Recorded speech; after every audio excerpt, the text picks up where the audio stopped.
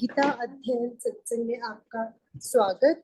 जहाँ हम भगवत गीता के 7वें अध्याय को राना सिर से समझने का प्रयास कर रहे हैं। सर को प्रणाम और निवेदन कि आज के सत्संग की शुरुआत करें। वसुदेव सुतं देवं कंस चाणूरमर्दनम देवकी परमानंदम कृष्णं वंदे जगद्गुरुम। सभी को बहुत बहुत प्रणाम। हम गीता जी के 7वें अध्याय पर 7वें अध्याय पर चर्चा कर रहे हैं और अब हमने 12 श्लोक कर लिए और भगवान जी ने 12वें श्लोक तक जो उन्होंने पहले बात रखी थी कि मैं इस संसार के सभी पदार्थों में मणि रूप से नहीं, सूत्र रूप से सभी मणियां जो इस जगत के पदार्थ हैं उन सभी मणियों को पिरोए हुए जो सूत्र है वो मैं हूं।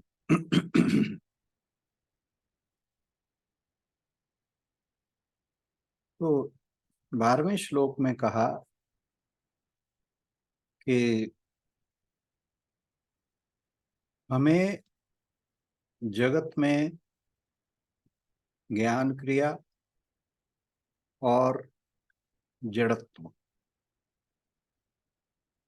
इन तीनों का यानी ज्ञान क्रिया और जड़त्व,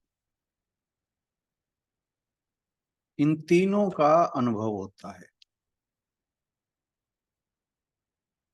और इन्हीं से ही सत्व, रज और तमोगुण का कार्य कहा जाता है। इसका मतलब क्या हुआ कि जो ज्ञान है वो सात्विक गुण है। क्रिया का मतलब यहाँ पे जो हम अपनी डेली लाइफ में जो कुछ भी कर्म करते हैं उसकी बात हो रही। तो रजत गुण का रजस गुण का जो है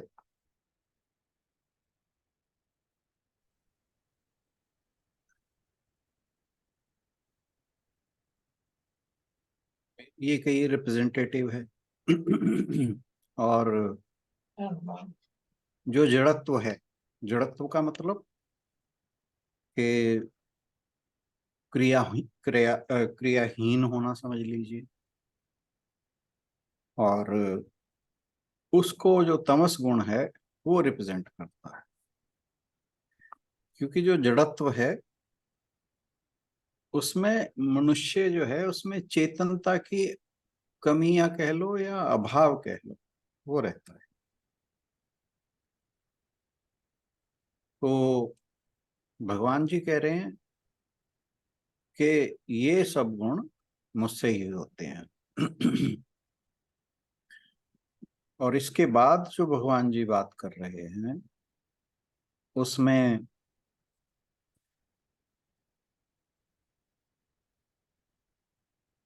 ये 13वां श्लोक है और उसमें जो भगवान जी ने कहा है वो हम इस आज की चर्चा में उस पर बात करेंगे।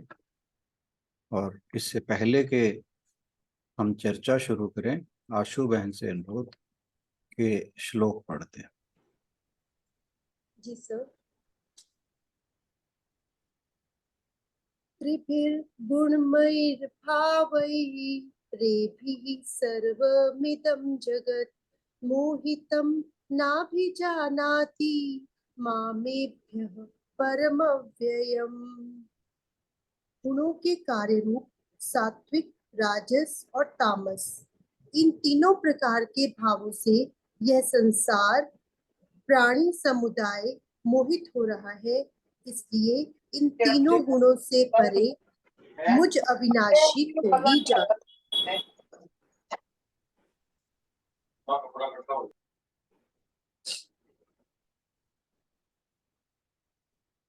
तो भगवान जी कह रहे हैं कि जो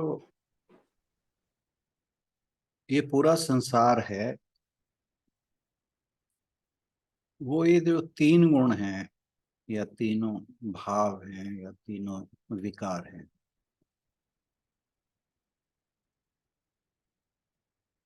जो प्रकृति से उत्पन्न हुए हैं और इन्हें माया कहा जाता है। यानी ये जो तीन गुणों की बात भगवान जी ने पिछले श्लोक में की थी, कहा कि इन गुणों से परे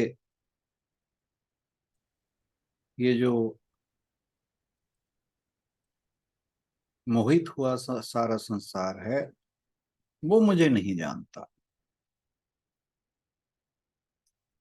या यूं कहिए कि जो इस सारे संसार का प्राणी समुदाय है, ये मुझे इन गुणों के परे नहीं जान पाता।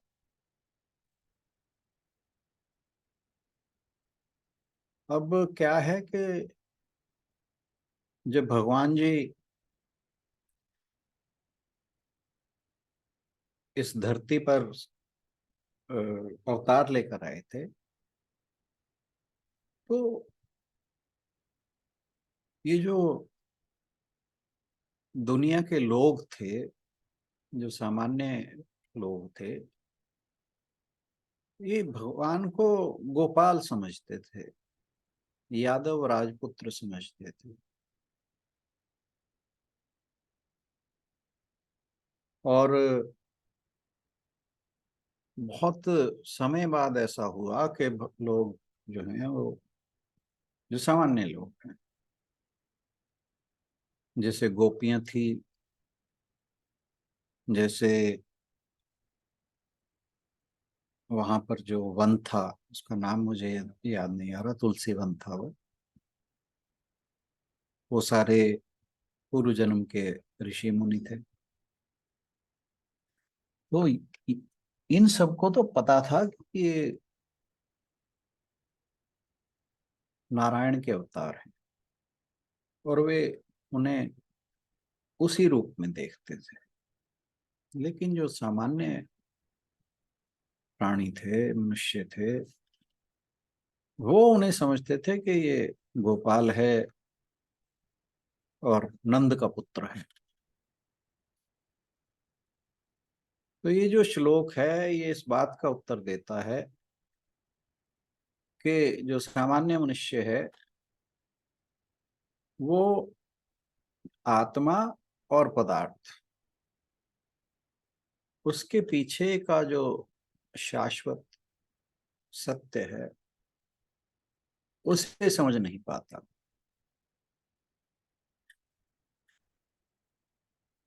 संक्षेप में कहें तो ये जो तीन गुणों के संशोधन है, संशोधन का मतलब है आपस में इनका इंटरेक्शन है, तीनों गुणों का। उसके कारण भ्रमित होकर जो जीवित प्राणी हैं, उनके भीतर का जो दिव्यता है, दिव्य रूप है, दिव्य स्वरूप है, उसके प्रति अंधे हो जाते हैं। और ये जो इस प्रकार के अंधे हैं, इनके मन लगातार निर्णय करता रहता है, क्योंकि मन में संकल्प विकल्प उठते हैं। उन संकल्प विकल्पों का वो निर्णय करता रहता है कि, और सोचता है कि ऐसा क्यों है, वैसा क्यों है, वो ऐसा क्यों है, ये ऐसा क्यों है। ये लोग माया की पकड़ में इतने फंसे हुए हैं कि वे देखते नहीं हैं, उन्हें एहसास नहीं होता। और वो परमात्मा को, इन गुणों से परे, उस अविनाशी को नहीं जानते।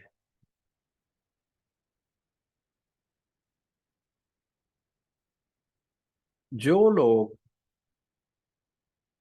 बाहरी विषयों में, जो कि क्षण भंगुर हैं, भौतिक हैं, नाशवान हैं, उनका मन इन चीजों पर इतना केंद्रित है, वो इनके प्रति जो निर्णय मन में आता है उस पर इतना अटके हुए हैं कि वे भगवान की वास्तविकता को कभी पहचान नहीं पाते। वो भगवान की ये जो अपरा प्रकृति है उसमें इतने उलझे हुए हैं कि उन्हें भगवान का एहसास नहीं होता। और वो किसी बात पर जब उन्हें सुख का एहसास होता है तो वे सोचते हैं कि यही असली खुशी है। वे खुश होने का भ्रम पैदा करते हैं। लेकिन जो इस प्रकार की खुशी है वो हमेशा के लिए रहेगी, ऐसा सोचते हैं। और दुख के साथ भी यही है कि लोग दुखी होते हैं क्योंकि वे भ्रमित हैं। और यह सोचकर वे ये सोचते हैं कि ये जो दुख है ये वास्तविक है। सुख के बारे में भी वे यही सोचते हैं, जो खुशी उन्हें प्राप्त होती है, कि यही वास्तविक खुशी है। और जब उन पर कोई विपदा आन पड़ती है तो फिर वो सोचते हैं कि ये जो दुख है बस यही वास्तविकता है। और इसके कारण वो सॉर्ट ऑफ डिप्रेशन में चले जाते हैं।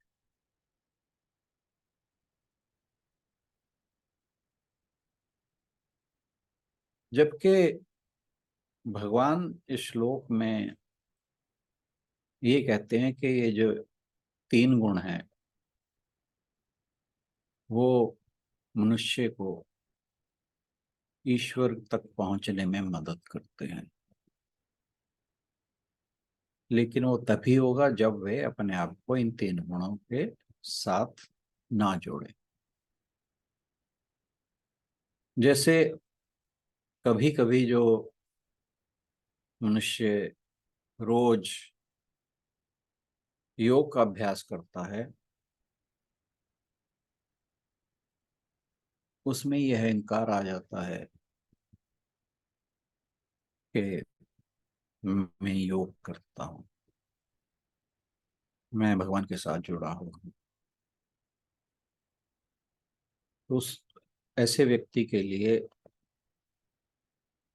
यह सोचना कि तुम किसी और से बेहतर हो, ऐसा नहीं सोचना चाहिए।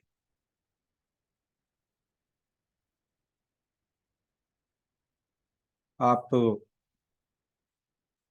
अगर देखें जो आध्यात्मिक लोग हैं, वे आध्यात्मिक लोग जिन्हें आत्म साक्षात्कार करने का ज्ञान होता है, जो हर दिन अपनी साधना का अभ्यास करते हैं, उनके अंदर भी एक सूक्ष्म अहंकार होता है। मैं ऐसा करता हूँ, मैं ऐसा करता हूँ, मैं भगवान का भक्त हूँ, मैं योगाभ्यास करता हूँ। तो ये जब मैं जुड़ जाती है ना हर चीज के साथ, तो फिर एक सूक्ष्म अहंकार है वो मनुष्य के भीतर आ जाता है। और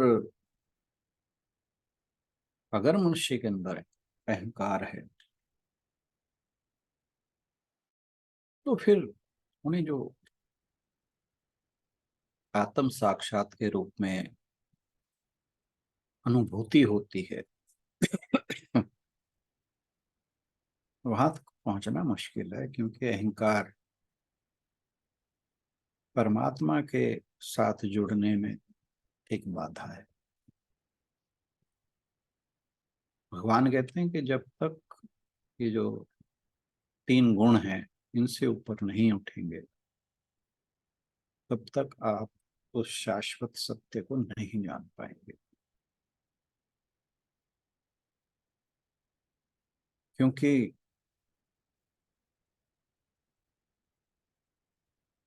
ब्रह्म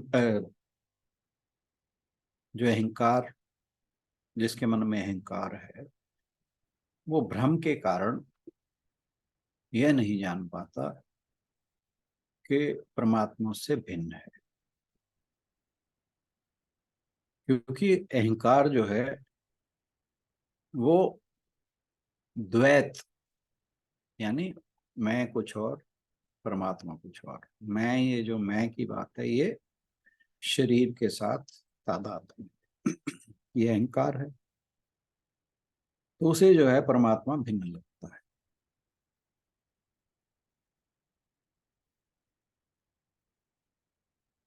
इन तीनों गुणों के आपस में जो व्यवहार है,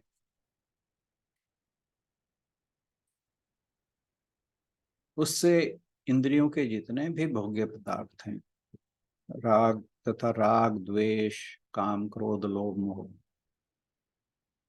ये सब उत्पन्न होते हैं। ये जो गुणों का आपस में व्यवहार है उसके कारण पैदा होते हैं।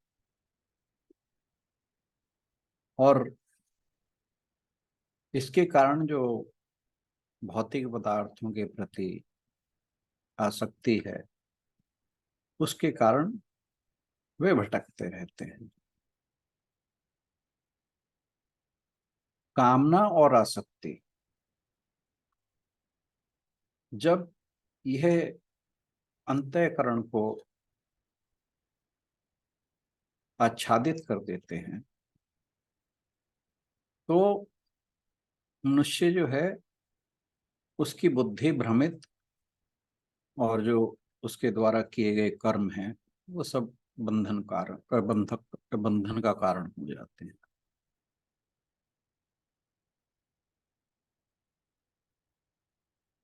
और इन बंधनों का जो काट है वो है विवेक। क्योंकि जो विवेक है, जब वो जागृत हो जाता है, फिर सत और असत, नित्य और अनित्य, इन चीजों का भेद कर पाता है। आपको याद होगा दूसरे अध्याय में जब अर्जुन कहता है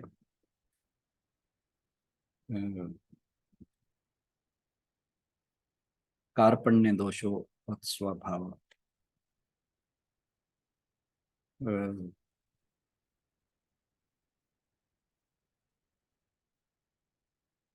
याद नहीं आ रहा मुझे,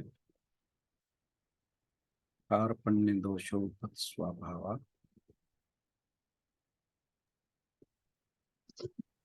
सर, कार्पण्य दोषोपहत स्वभाव पृच्छामि त्वां हाँ, धर्म पृच्छामि, सम्मूढ़ चेताः। यस। तो पृच्छामि त्वाम धर्म सम्मूढ़ चेता। नहीं, बस यच्छ्रेयस्यान्निश्चितं इतना ब्रूहि काफी है, इतना काफी है। तो हमारा जो संदर्भ चल रहा है उसमें फर्स्ट लाइन की जरूरत है। तो उसने ये कहा कि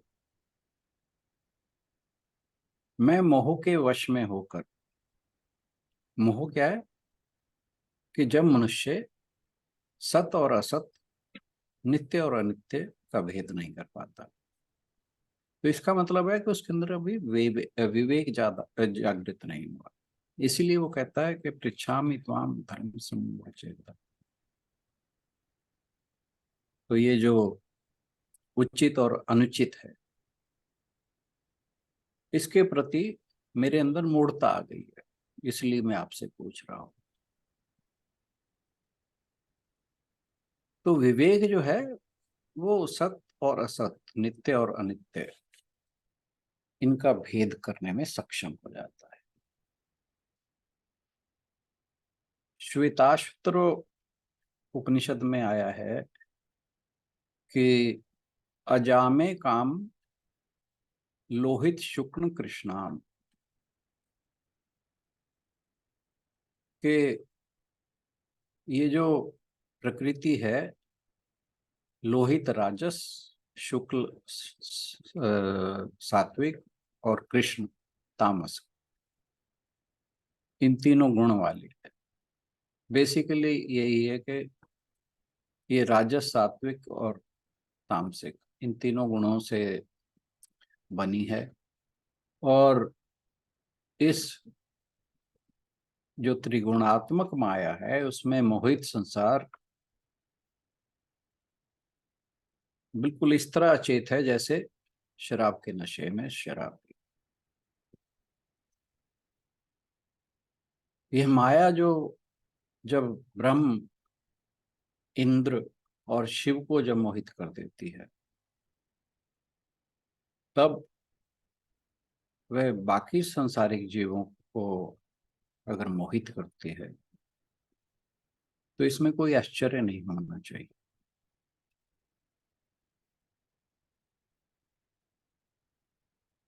इस माया की शक्ति के बारे में गोस्वामी तुलसीदास जी कहते हैं, शिव विरंची को मोहोही को है बपुरा आन।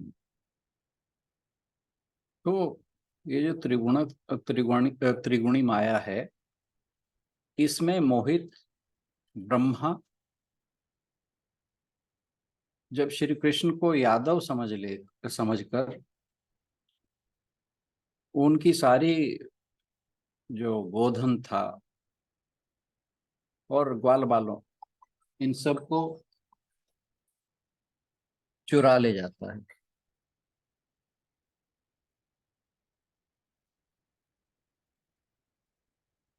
तो ब्रह्मा जी जो हैं वो भगवान को सामान्य व्यक्ति समझते हैं। देखो ब्रह्मा जी की बात हो रही है, वो भी माया में मोहित हो जाते हैं और उनके जो गोधन है, ग्वाल बाल हैं, उन सबको चुरा ले जाते हैं।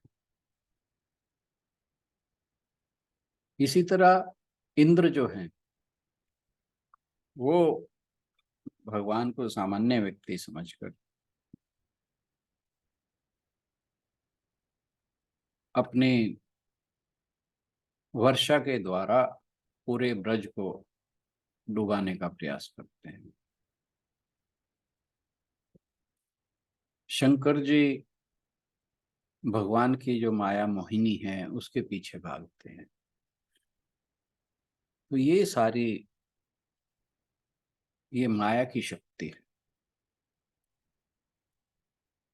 इसी माया के बारे में बात करते हुए यामुन मुनि ने कहा है कि माया जगमोहिनी,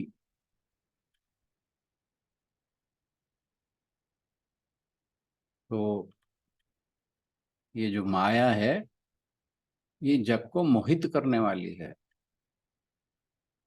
इस माया में मोहित व्यक्ति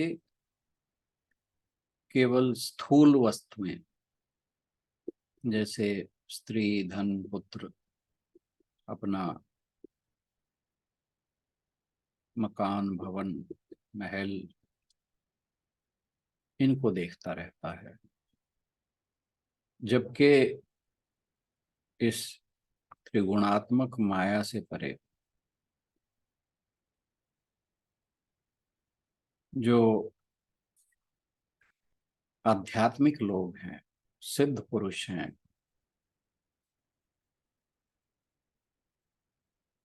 वो विकार रहित सदा नित्य रहने वाले ब्रह्म को अच्छी तरह से जानते हैं। भगवान मायापति हैं और माया से अलग रहने वाले सगुण विशेष ब्रह्म हैं। यानी जिसे हम भगवान कह रहे हैं, या जैसे हम शंकर जी की बात करें, कृष्ण जी की बात करें, किसी भी इनकी भगवान के रूपों की बात करें, ये सारे ब्रह्म का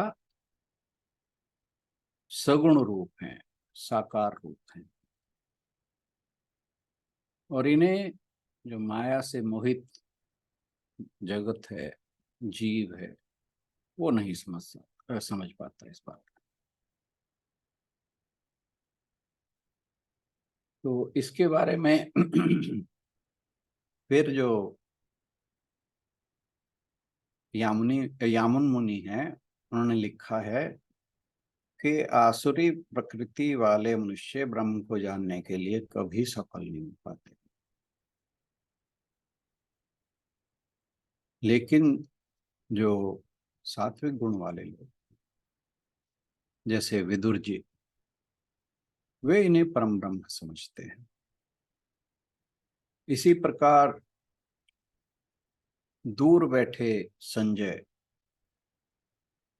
भगवान के उपदेश को सुन रहते हैं। वो जो वहाँ ये जो कुरुक्षेत्र का मैदान है, वहाँ जो कुछ भी हो रहा है उसे देखते भी हैं और सुनते भी हैं। लेकिन जो लोग अपने अंदर बैठे परमात्मा को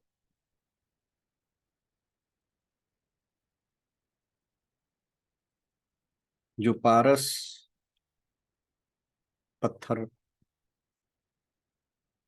हमारे अंदर बैठा है, उसको नहीं समझते, उसको नहीं पहचानते, वो उस पारस पत्थर को ढूंढने नदी किनारे जाते हैं। वहां हो भी तब भी वो पहचान नहीं पाते, क्योंकि वो जब उन्हें पहचान नहीं है उस पत्थर की, तो वो और पत्थरों के साथ मिला हुआ भी हो तब भी नहीं पहचान पाएंगे।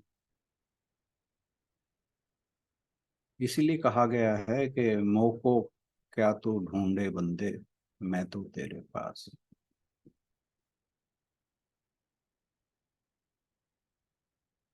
भगवान जो हैं वो अपनी इच्छा से भक्त को भक्त के लिए शरीर धारण करते हैं, लेकिन वो माया से रहित तो वैसे ही रहते हैं जैसे जल में रहने वाला कमल का पत्ता जो जल से अलग रहता है।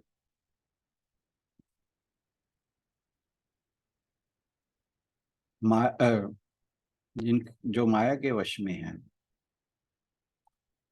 वे ही भगवान को ना जानते हुए उन पर तरह के दोष लगाते हैं। कोई कहता है ये तो गोपियों के साथ रास रचता है,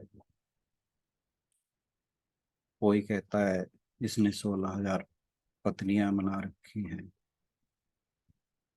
कोई कहता है कि ये रणछोड़ है, कोई कहता है कि महाभारत के युद्ध में भगवान श्री कृष्ण की जो उन्होंने जैसे द्रोणाचार्य का वध करवाया, भीष्म पितामह का वध शिखंडी के सामने रखकर करवाया, और भी इस तरह के और कई दोष लगते हैं। ये सारे वे लोग हैं जो उस ईश्वर को नहीं पहचानते। वो इसलिए कि जो परम ब्रह्म परमात्मा अविनाशी, निर्विकार, नित्य, शाश्वत, परिपूर्ण, चित स्वरूप, आनंद स्वरूप,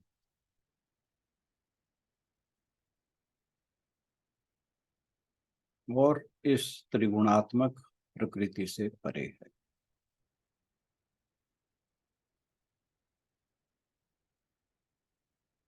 जो विवेक से रहित मनुष्य है वो इन त्रिगुणा त्रिगुणातीत भगवान से उनको प्रत्यक्ष अनुभूति नहीं कर पाता। विषय भोगों में लिप्त जो मनुष्य है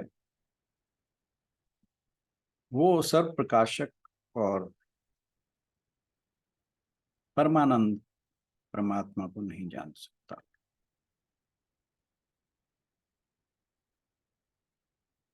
वैराग्य, ज्ञान तथा भक्ति के द्वारा मनुष्य जब इंद्रियातीत हो जाता है तब वो परमात्मा की दिव्य अनुभूति कर सकता है। एक पहले श्लोक में आया है कि भगवान श्री कृष्ण कहते हैं कि एक सच्चा योगी सभी में एकता देखता है। तो इस प्रकार का योगी सुख या दुख इनसे ना तो भ्रमित होता है ना आसक्त होता है, बल्कि हमेशा आनंद में स्थिर रहता है। भगवान कहते हैं कि मैं सभी प्रकार की विपरीत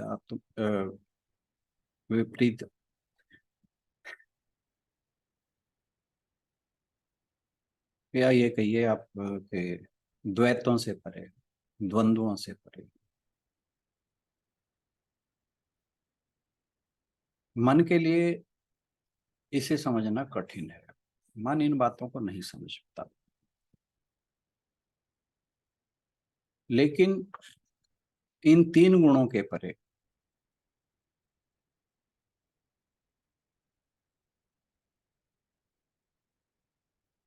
अपने आप का निरीक्षण करता है और उसे भगवान को अपने हृदय के अंतःकरण में अनुभव करता है।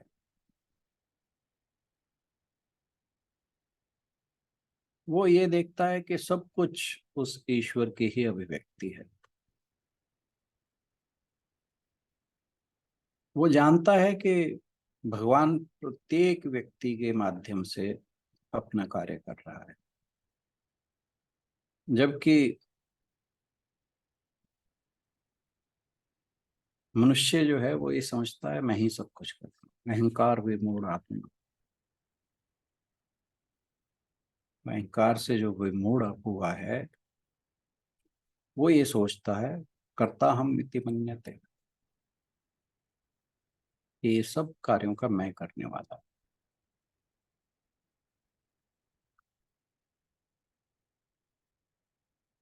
इसके बारे में तुलसीदास जी लिखते हैं, माया बस मति मंद अभागी, हृदय जमनी का बहुविधि लागी, तेसठ तेसठ हट वंश संशय करही, निज अज्ञान राम पर धरही। कि जो व्यक्ति काम क्रोध के वशीभूत है वो भगवान को कैसे जाने।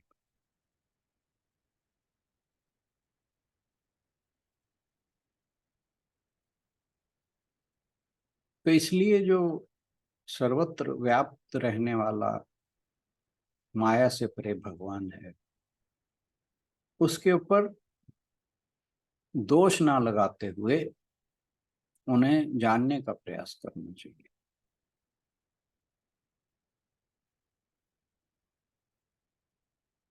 परमात्मा या आत्मा वह शाश्वत सत्य है, ये साकार रूप भगवान की बात हो रही है, जिसमें शरीर के ये 6 संशोधन नहीं होते। हमारे अंदर होते हैं, हमारे शरीर के अंदर होते हैं,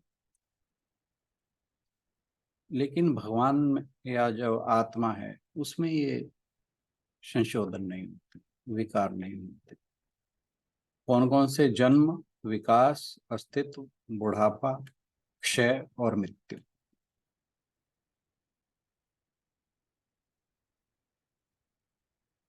हम इन बदलते हुए सब रूपों को देखते हैं।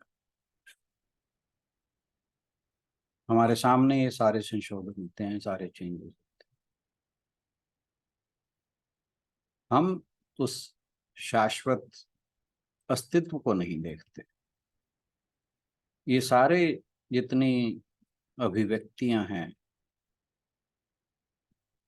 ये सारे भगवान के रूप हैं।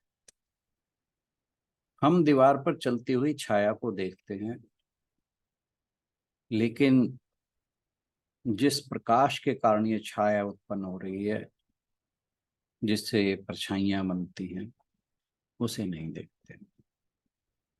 रामकृष्ण परमहंस कहते हैं कि ईश्वर मानव रूप धारण करके खेलता है। वह एक महान जादूगर है। ब्रह्मांड और उसमें मौजूद सभी प्राणी उसका जादू है, जो उसकी माया नामक गूढ़ शक्ति द्वारा बनाया गया है। जादूगर वास्तविक है, जबकि उसका जादू मात्र एक भ्रम है। इस भ्रम से कोई कैसे अपने को मुक्त कर सकता है, उसका रास्ता आगे आने वाले श्लोक 14 नंबर में बताया गया है, जो कि एक बड़ा जबरदस्त उद्बोधन है, जिसे इन सभी शताब्दियों में भारत में सिद्ध पुरुषों द्वारा अक्सर इसको कोट किया जाता है, उद्धृत किया जाता है। तो उसमें क्या आता है, इसके बारे में हम चर्चा कल करेंगे। आज के लिए इतना ही। बहुत बहुत धन्यवाद। सभी की ओर से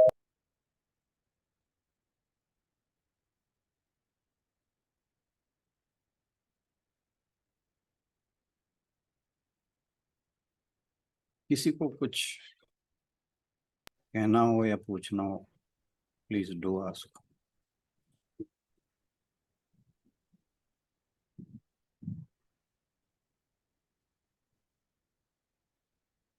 चलिए फिर आज के सत्संग को यहीं समापन करते हैं।